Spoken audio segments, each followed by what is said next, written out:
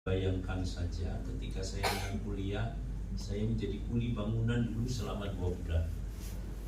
Karena dengan 2 bulan itu kemudian saya bisa membayar uang pangkal, uang memulai, uang SPP sebetulnya, uang SPP 1 semester. Itu. Dan kemudian yang selanjutnya dipikir selanjutnya.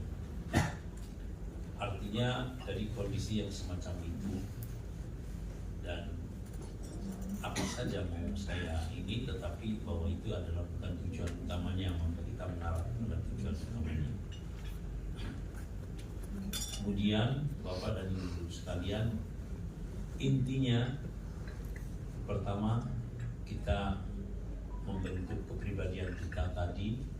Nomor 2, kalau kita melaksanakan tugas, laksanakan dengan sempurna apapun tugasnya, karena dijanjikan oleh Allah kita akan mendapatkan balasan ketika kita mengerjakannya dengan sempurna. Tidak usah kemudian dirasionalkan. Mereka yang merasionalkan akan salah kalkulasi. Ini guyonan ya. Tapi memang iya. Saya berkali-kali ketika saya mengawali menjadi guru dan tahu bahwa profesi saya ke depan adalah guru, saya melamar calon istri 3 kali kalau tidak salah, diterima. 1 bulan, 2 bulan, 3 bulan dikembalikan lamarannya karena orang tuanya berpikir nanti tidak bisa sejahtera. Begitu sampai 3 kali, bayangkan sampai 3 kali. Tetapi sekarang mereka menyesal. Kenapa saya harus mengembalikan gitu? Karena mereka mengikuti kiprah saya dan seterusnya. Dan bahkan mereka sempat datang. Itu Bapak dan saudara-saudara sekalian. Kenapa? Karena kita harus bercita-cita. Salahnya mereka dalam memandang seseorang itu harus dipandang kepada cita-citanya. Qimatur rajuli fi himmatihi ma'nahu an takuna himmatuhu 'aliyatan wa muhawalatuhu syadidatan hatta yajidaha fi waqtihi. Nilai seorang pemuda, nilai seseorang itu ada pada cita-citanya. Artinya cita-citanya harus tinggi, upayanya harus keras. Karena kalau tidak diikuti oleh upaya kerasnya, bukan cita-cita namanya, tapi melamun ya. Sehingga kemudian dia bisa menemukan apa yang dicita-citakannya menjadi sebuah kenyataan karena upaya kerasnya. Salah melakukan penilaian, maka kemudian begitu yang terjadi. Itu bapak-bapak dan saudara-saudara sekalian. Cita-cita kita harus tinggi. Ketika panjenengan membawakan sekolah, cita-citakan sekolah saya menjadi sekolah yang terbaik, sekolah saya harus begini dan seterusnya ya. Dan mohon maaf, sekolah-sekolah panjenengan yang diupayakan dengan begitu sempurnanya akan maju. Tetapi ketika kemudian real mewujudkan nilai-nilai kualitas yang nyata,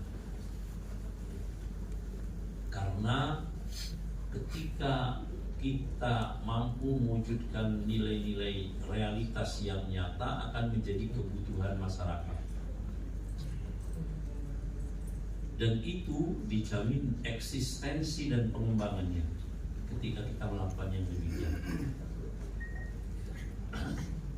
Dalam sebuah nas disebutkan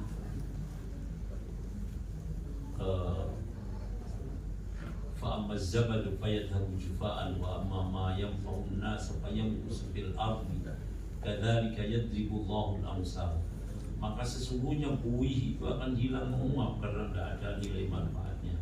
Tetapi sesuatu yang memberikan nilai manfaat akan dijamin eksistensinya dan bahkan pengembangannya.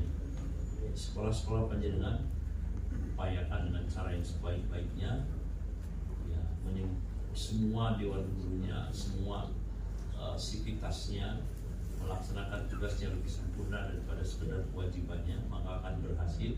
Dan tidak hanya sekedar berhasil, bahwa keseharian sekolah itu, pengembangan sekolah itu akan dijamin oleh Allah. Ini Bapak dan saudara-saudara sekalian. Saya kira itu kemudian ada sebuah kebiasaan yang kadang-kadang juga mendapatkan jawaban yang salah dari tokoh-tokohnya. Saya pernah bertanya, Pak Kiai, bagaimana kalau saya ini habis sholat subuh, kebiasaan saya karena malamnya saya banyak pekerjaan, habis sholat subuh saya mesti tidur. Apa boleh? Ada seorang kiai dan kiai anutan, mereka mengatakan boleh, tidak apa-apa. Saya bertanya-tanya, kenapa kok jawabannya seperti itu? Dan masgul bagi saya, dan kemudian saya mencari referensi. Setelah saya mencari referensi, karena ini menjadi tugas saya untuk membentuk penjaringan, bahwa itu tidak boleh. Kenapa? Karena dalam sebuah hadis disebutkan, Innallaha la yuwazzi'ul arzaqa baina tulu'il fajri shadiqi hatta tulu'i syams. Sungguh